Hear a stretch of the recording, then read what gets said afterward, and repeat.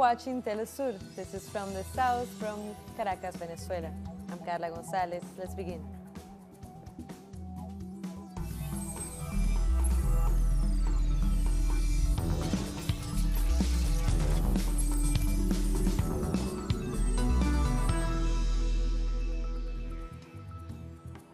We begin with a story from Mexico. The journey to the U.S. from the migrant caravan has proven to be difficult for the members of the LGBTI community. Many have reportedly faced hostility from local residents after reaching the city of Tijuana. They arrived at the local bus station to reach a shelter that was provided by a donor. Before they could even get through the door, they were met with opposition from neighbors who disapproved their presence. We're surprised, impacted, we're uncomfortable because the authorities didn't consider us. There is a municipal president here, a delegation that should have told us. Neighbors were asking for your support, your collaboration. People are going to come. And as the main caravan continues its journey, a separate group is quickly approaching Mexico City from the southern state of Veracruz. Several groups of migrants have joined through the state of Mexico's Gulf Coast. Some walked down the highway while others jumped onto the back of a truck to catch a ride. We're looking for help to get rides on trailers or something like that, to leave the state of Veracruz. Sometimes rumors come up of someone going missing of one thing or another. We prefer to arrive in Puebla and keep advancing from there. Wherever we are, we advance north as much as we can. Now to Brazil. Theologist specialist Leonardo Boff has paid a visit to former President Luiz Inácio Lula da Silva in prison. After the meeting, Boff has supported Lula and said he's the victim of unfair and false accusations. Boff and Lula are long-standing friends of the struggle with the landless and pastoral movement of the Catholic Church. Boff is an active image for the liberation theology.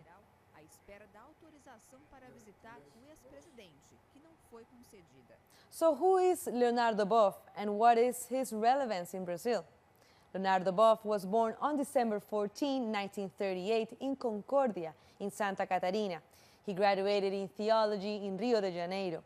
He holds a PhD in philosophy from the University of Munich in Germany.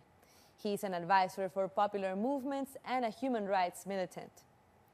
He was also one of the promoters of the Workers' Party, Lula's party, and the landless movement. And he is one of the referents in the continent for the liberation theology. He was punished by the Catholic Church with a year of silence for his work.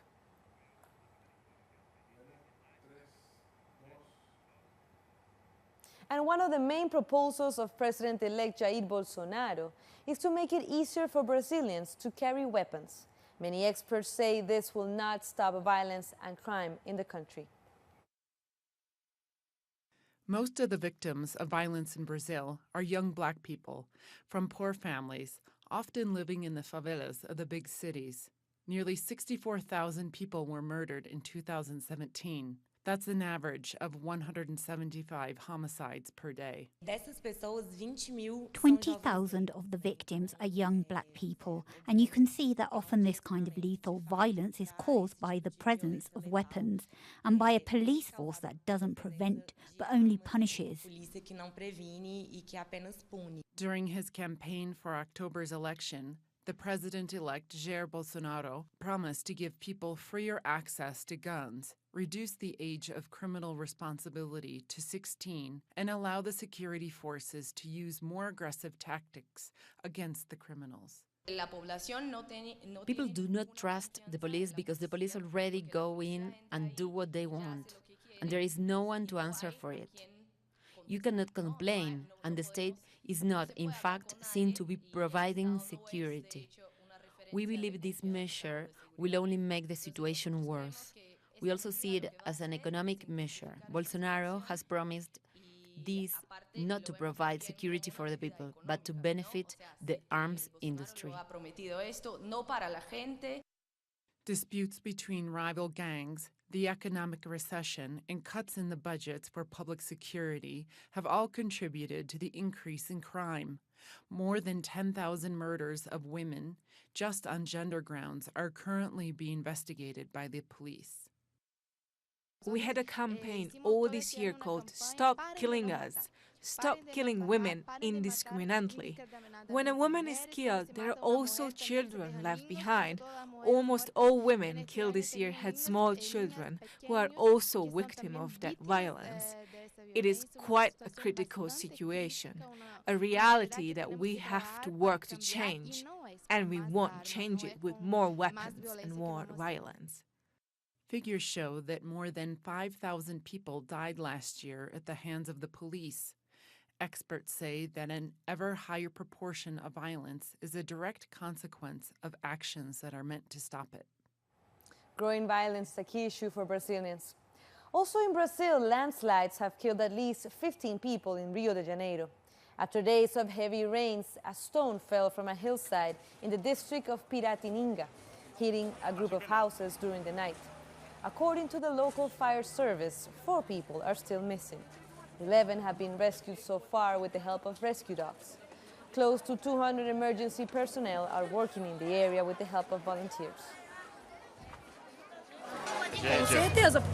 This is not a surprise tragedy because the civil defense goes up the hill and says that it is forbidden to live there, but they do not set up a house, do not create a project, nor give anyone a shelter somewhere else. Where will the boo live?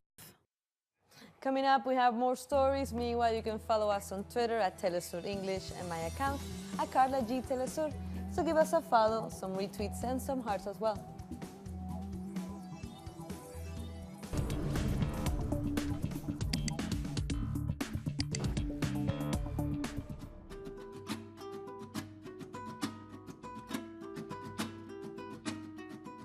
Todos contra el fascismo, un solo frente, una sola unión, hombro con hombro, unidos todos hasta acabar con el enemigo. Abajo los generales mafiosos, abajo los elementos contrarrevolucionarios. ¡Viva el nacional!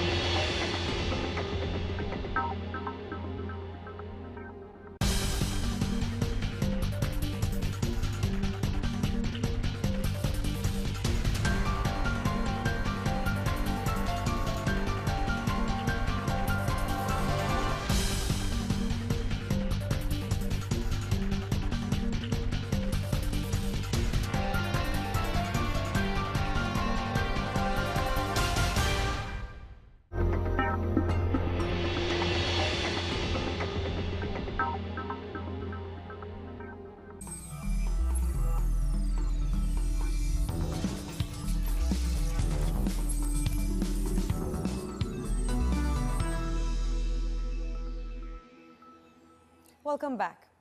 Cuban President Miguel Díaz-Canel arrived to the United Kingdom on Monday as a stop on his way back to Cuba. Let's take a look.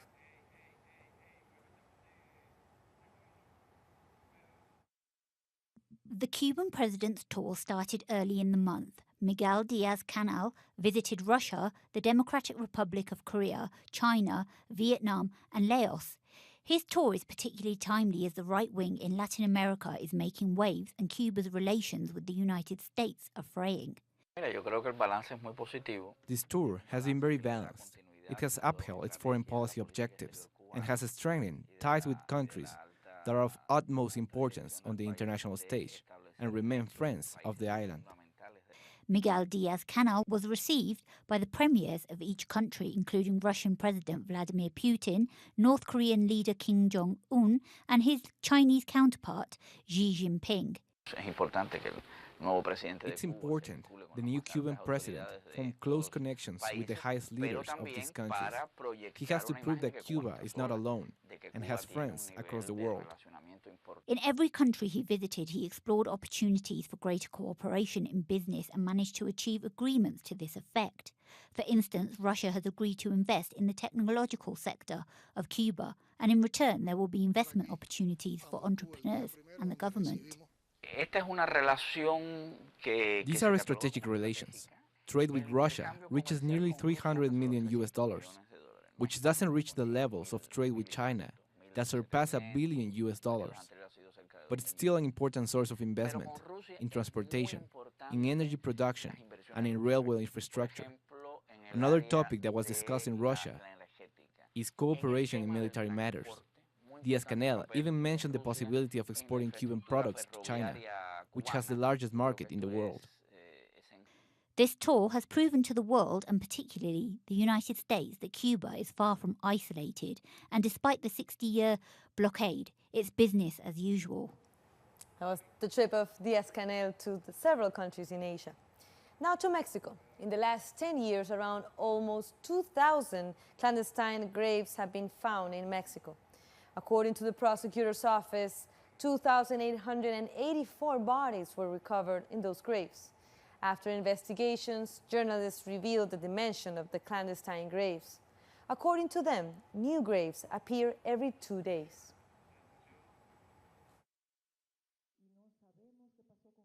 We don't know what happened to them. The Attorney General's office tells us a quantity, but in the news was another. We don't have a rule of law. It is painful to recognize that the same state is the one that disappears our children. A new cause has been opened against Peru's former president Alberto Fujimori, related to forced sterilizations. Prosecutor Marcelita Gutierrez accuses Fujimori and 3 of his former ministers to be aware of the practice that took place during his term. According to Peru's Ombudsman Office, nearly 300,000 surgeries for tubal ligations were performed between 1996 and 2001. Over 2,000 women have reported being sterilized without their consent or proper information on the procedure.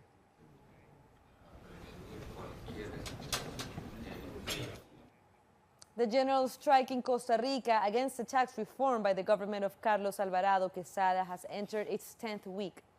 Teachers' unions ratified the legality of the strike and presented a complaint to the International Labour Organization. On Friday, the education sector condemned violations of the trade union freedom. The lower house in Chile has set to debate a controversial education bill this week. This bill aims to punish teachers and students who use abusive language in educational institutions and to support the use of police around schools as well. If students are using such language, they will be taken away from schools. The government is confident that the bill will be approved.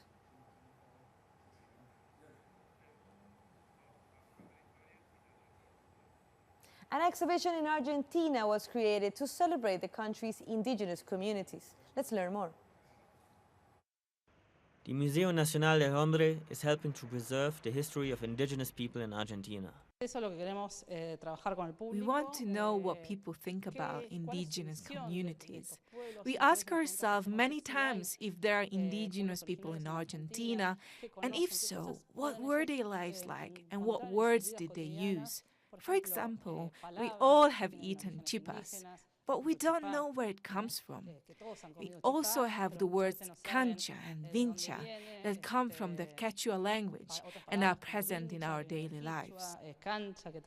For Maria Julia Cardinal, it's essential to tell the story of indigenous communities in the country, their history, and the changes they have undergone.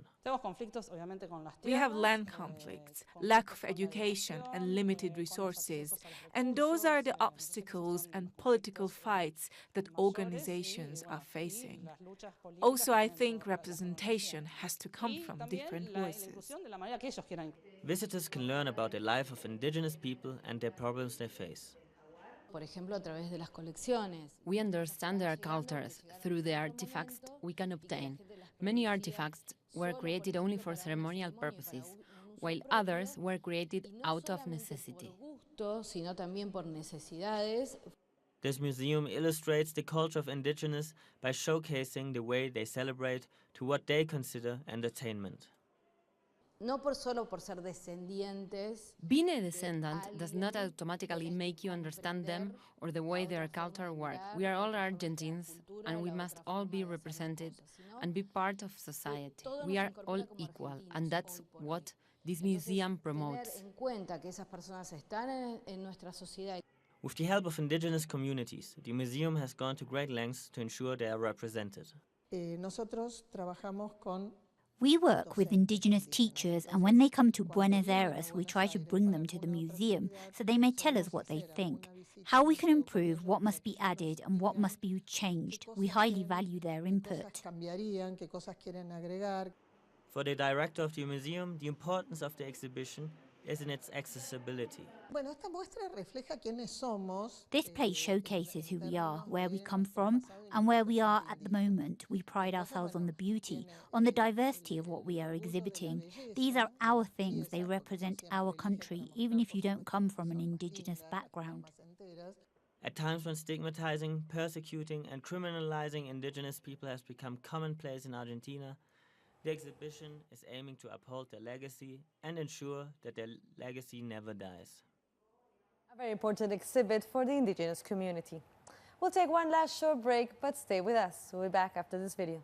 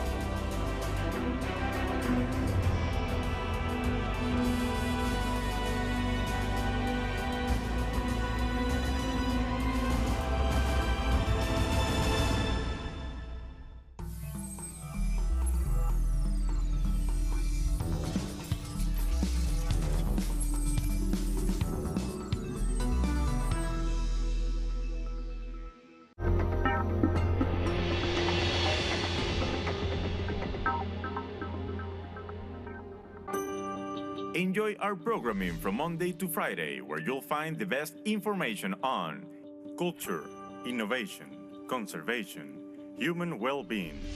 Keep up to date on the latest innovations in science and technology with Atomun. The habits and knowledge you need to live a healthy lifestyle are on Guide Your Body. Environmental consciousness is required to preserve our Earth. Undergo your transformation on Green Zone. All about equity, diversity, and respect for identities on By Gender. Cultural manifestations, the art in all its forms and the stories of real lives.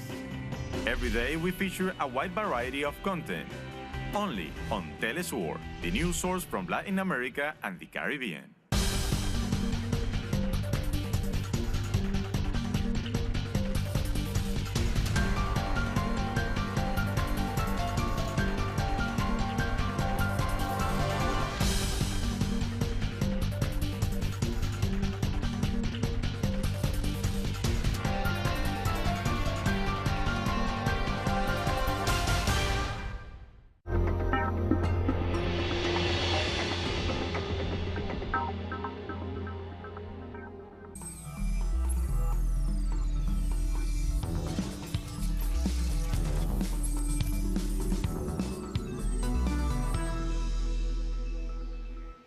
And we're back. Yemen's new Minister of Information, Daifala al-Shami, has made a call for citizens to return and rebuild it after the war and participate in a national dialogue. Let's hear it. We want those who are abroad, their dignity, their pride and their belongings to this country to return. Let them come back to live as citizens. We don't discriminate, prohibit or pursue anyone. We say that the homeland has a space for everyone. It's all owned. The Yemen can live together and resolve their issues and not surrender abroad. Yemen's Minister of Information. Now to another story. Israeli forces have killed 7 Palestinians in the Gaza Strip during airstrikes and an undercover raid, which Hamas said targeted one of its commanders. The violence prompted Israeli Prime Minister Benjamin Netanyahu to cut short his visit to Paris, where he was attending a World War I commemoration. In a statement, Hamas said gunmen drove past in a car and opened fire to a group of its armed men, killing one of its commanders and a second officer being wounded.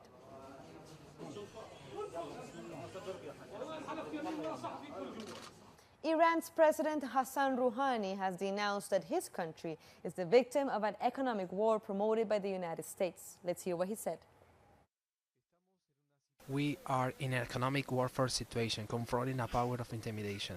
At another time it was Saddam, but today it is Trump. There's no difference. We must resist and win. Rouhani from Iran. And as a result of these actions, Iran's cancer patients have been finding it extremely difficult to receive treatment and buy medication. The chief of the Cancer Institute explained that the sanctions are stopping citizens from buying medication and medical devices. Patients have seen their treatment costs increase over the past few weeks.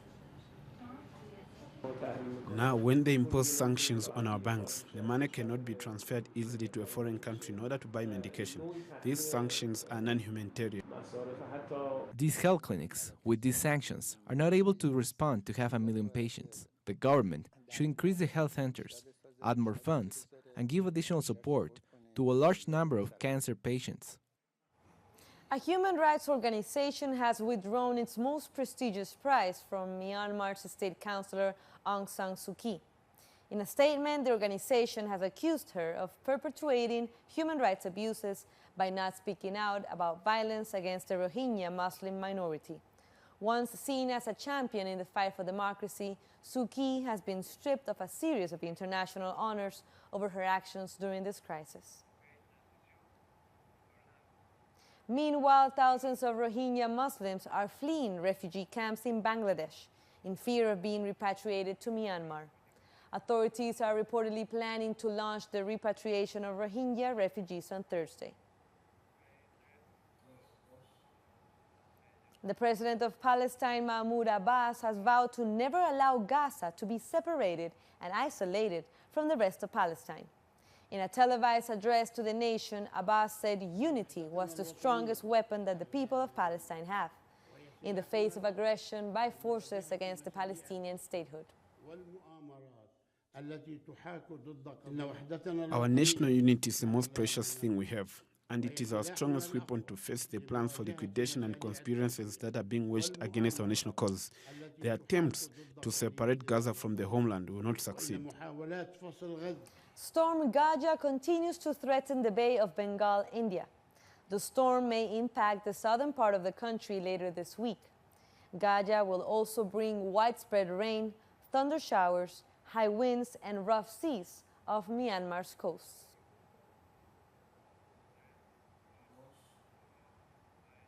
A fire at a boarding school in Uganda has killed at least 11 students and left 20 more with serious burns. The fire swept through dormitories at St. Bernard Secondary School on Sunday night. School authorities blame the fire on arsonists. 3 people, including a guard at the school, have been taken for questioning.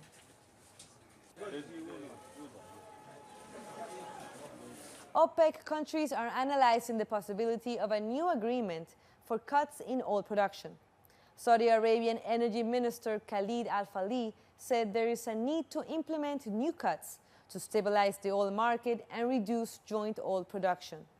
In 2016, OPEC countries agreed to reduce joint production in 1.8 million daily barrels. However, in October 2018, there was a rise of over 33,000 millions per day. Dozens of cat mummies and a rare collection of mummified beetles have been unearthed in 7 ancient Egyptian tombs south of Cairo. A team of archaeologists made the find while excavating a 4,500-year-old tomb. Also there were 100 wooden cat statues, as well as a bronze statue of Bastet, the goddess of cats. The tomb is thought to date back to the 5th dynasty of the Old Kingdom, not long after the Great Pyramid of Giza was built. And a dozen endangered African penguins have a second chance at life thanks to a group of dedicated conservationists in the city of Cape Town, South Africa. The animals were recently released into the ocean. Many were in pretty bad shape when they first arrived at the NGO-run rehabilitation facility, and some were abandoned. African penguins have been nearing extinction since industrial fishing started around Cape Town. Only 25,000 remain today compared to over 1 million that dotted the coastline a century ago. And with that, we come to the end of this news brief, but this and other stories, you can read them on our website at telesurenglish.net, where you can find all our latest information on Peru, on Stanley passing away, and Canada, women being protesting over there. So be sure to like us on Facebook and also follow us on Instagram. Thank you for watching Telesur, connecting the Global South.